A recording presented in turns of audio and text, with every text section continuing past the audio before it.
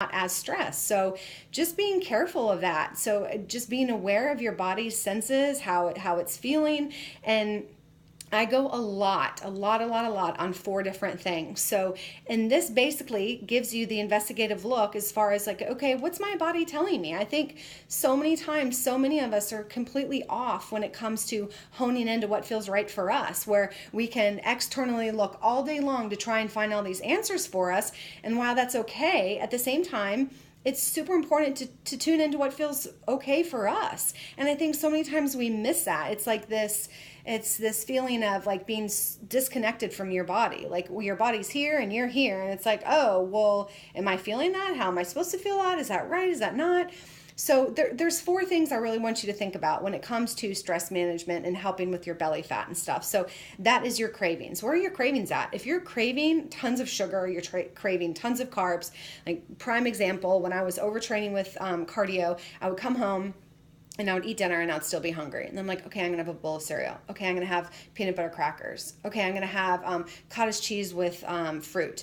Okay, I'm gonna probably have maybe a couple bites of this chocolate. And so by the end of the day, before I go to bed, I'm like eating all this food, and then it's counteractive to me exercising. So then it start that cycle again. I'm like, oh my gosh, I ate all that food, so that means I have to work it all off, and this whole cycle. I'm sure you get it, and so, being aware of your cravings. If your cravings are elevated, if you feel like you're craving like tons of sugars and carbs and everything, be mindful of that. Like, that's something you need to look at, and that's something where your hormones are like, okay, slow it down, Nelly, like take it down a notch. You're a little bit too stressed.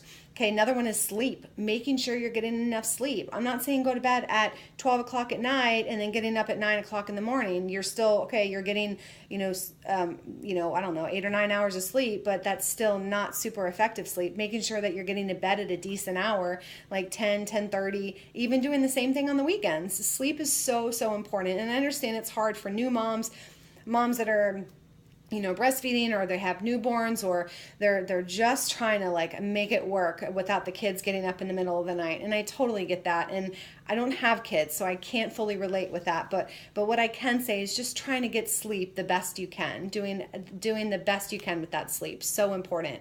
And then also like our hunger levels, like I talked about a minute ago. Like, where's your hunger? Are you hungry all the time? And if so, okay, maybe you don't need to eat that much. Maybe you're exercising too much. So being aware of that, like if you find you're ravenous, like be mindful. Okay, cut back on other areas where you don't feel so stressed. And then also energy. Like, are you super revved up? Are you like tired and wired? Are you like chill? You feel great, like life is good? Or you just feel like that you have to be over caffeinated just to function? And then, just being really mindful of your energy level, like paying attention to that, and paying attention to that after you eat. Like, okay, how are you feeling? Like, did it make you really sluggish that you ate this? Did it give you a lot of energy when you ate this? Do you feel like that? Okay, yeah, I feel pretty good after eating this. So again, this whole seminar is like all about tuning in to what feels right for your body. And while I can help give you this guidance and help give you these sheets, at the end of the day, you still have to like really dig deep and think, okay, like what is it that I need? What is it that I want? Like, what is my body trying to tell me? And the more we can do that, the more it's like so empowering as women that like we're so smart, we're so strong, like we've got our shit together. And so I think we undermine ourselves. So those are definitely some things to be mindful of. And then also, so we've got the cravings, the sleep, the energy levels, your hunger levels. And then, you've got the whole hormones with the insulin and the cortisol. I touched on the cortisol, also your insulin, it's your anabolic hormone. It builds muscle and it builds fat. So it can store fat and it can also release fat. So making sure that your cortisol and your insulin levels are regulated. And so your insulin always spikes when you eat excessive carbohydrates. So a lot of times I even have women that are like, oh my gosh, my blood sugar feels so off. I feel great, and then I'm tired, and then I gain weight, and this and that. So one thing, like I touched about in the first part, is making sure you're getting enough protein. So if you're you're eating copious amounts of carbohydrates, which the old food pyramid recommended, you're gonna have blood sugar spikes, and then that's gonna raise your insulin, and then it's gonna cause all this host of other issues. So just being really cognizant of that too, okay? And we'll be talking more about food tomorrow. All right, so number 3. All right, let's just investigate. Let's wrap this up and talk about it. So first thing, aim to eat just enough every day, okay? So it's not like you have to go and binge. It's not like you have to go and restrict. It's about eating just enough. Like, and the more you practice that and the more you tune into that, the more you'll be aware of your body. Like, okay, I feel satisfied. Like, I'm not constantly thinking about food. I don't need food an hour from now. I don't need to pack my Tupperware to feel like that I am productive and that I'm, getting all my food. And if you do that, that's okay. I mean, no judgment there, but I'm just trying to come at this from a realistic standpoint. So making sure that you find that happy medium. So it's not like you're restricting and not eating enough, and then it's not like you're overeating and then causing excess fat storage.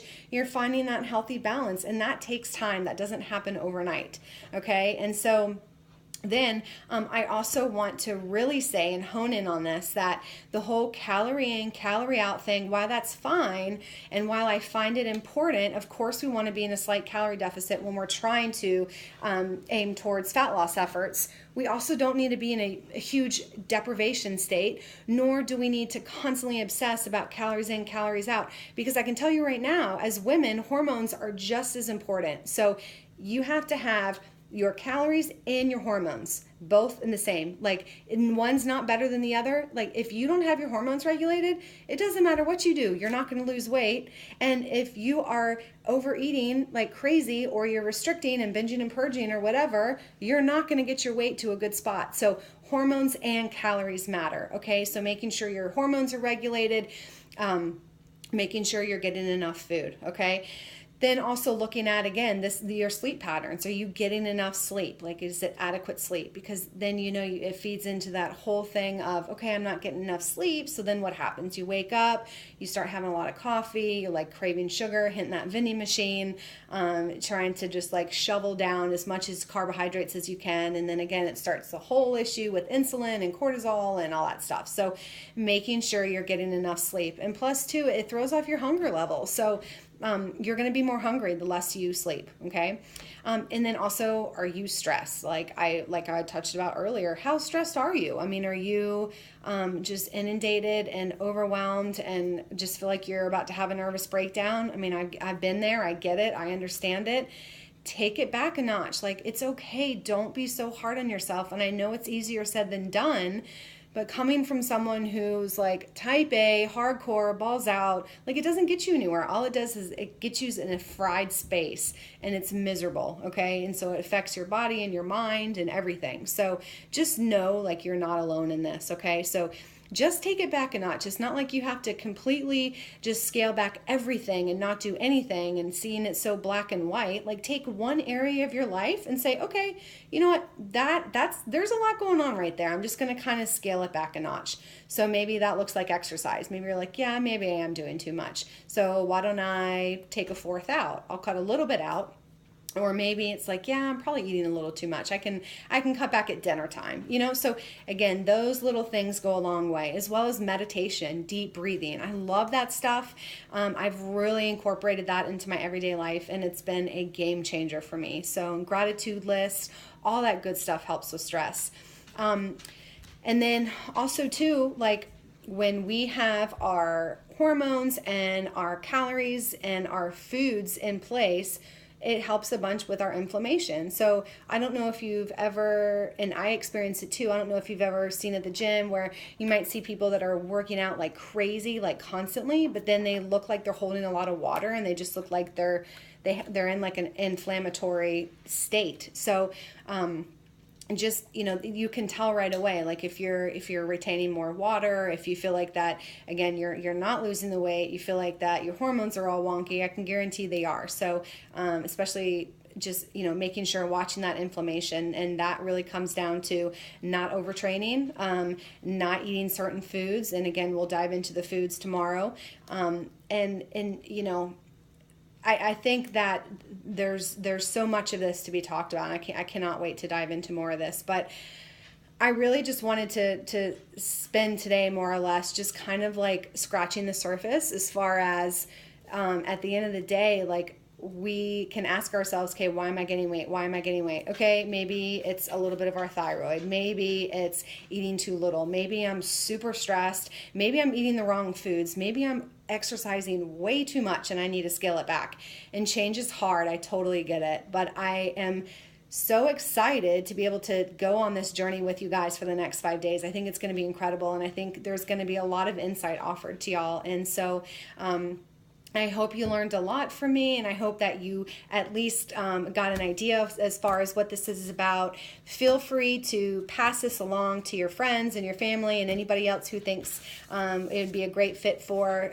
But yeah, so thank you again so much for tuning in. And just as a heads up too, after my 5 days, I am so excited because I'm launching a customized 6-week nutrition program, and I have never done this before, and it's something I'm so excited about because I've like put my heart and soul into this, and it's going to be super customized, and it's all about super high access with me. We're getting on calls, all that good stuff. So I'm really excited about that. So that'll be after this, but I just wanted to, kind of throw everything out to y'all, and hopefully you got an idea. If you have any questions, you can absolutely send me an email, or you can comment below, and I'll answer back to you as soon as I can. So hopefully this was helpful, and I'll see you tomorrow. Bye.